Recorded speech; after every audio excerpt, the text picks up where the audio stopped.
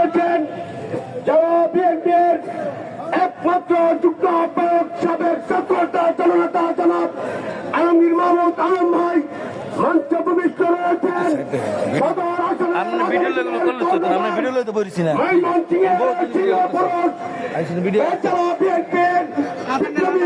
সদস্য সচিব জননেতা জনাব রুকুনুজ্জামান সরকার রুকন সহ বিভিন্ন পর্যায়ের নেতৃবৃন্দ ভাইয়ের আবার সর্বপ্রথমেই আমি আজকে প্রশাসনের দাবি জানাতে চাই যে আজকে যে ফেসিতে খুনিরা দূষণরা আজকে প্রকাশ্যে ময়মনসিংহের প্রধান সড়কে বিচরণ করে আমরা তাকে দেখতে পাই। আজ কয়েকদিন পূর্বে পরমগঞ্জ বাজারে তারা আমাদের একটি অন্য শহরের যে রাত্রেবেলা চালিয়ে দেয় এবং প্রকাশ্যে মিছিল করে।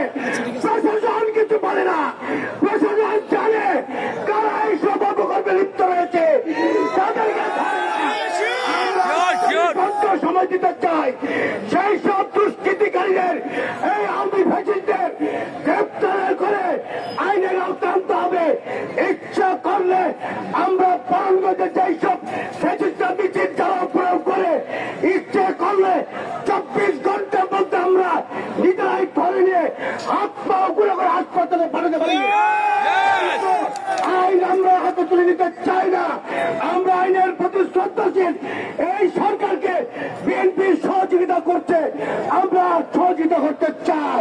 কাজেই আমরা 48 ঘন্টার মধ্যে এইসব ফেসিস্ট শামীম শান্ত আর যারা রয়েছেন খুঁটিয়াছিনা সহ পাবেল সহ সকল ফেসিস্ট খুনিদেরকে অবিলম্বে গ্রেপ্তার করে চরাঞ্চলের মাটিকে শান্ত রাখার জন্য প্রশাসনকে অনতিবিলম্বে সেই সব ফেসিস্টদের গ্রেপ্তার করে আমাদের আইনের শর্ত আওতায় সমর্থ করুন।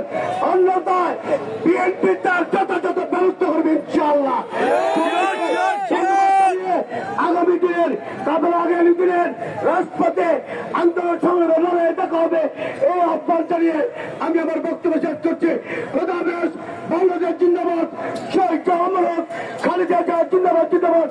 বাংলাদেশে আগামী দিনের রাষ্ট্রের চেষ্টা তারেক রহমান সকল নেতৃবৃন্দ সবাই সম্পদ আমরা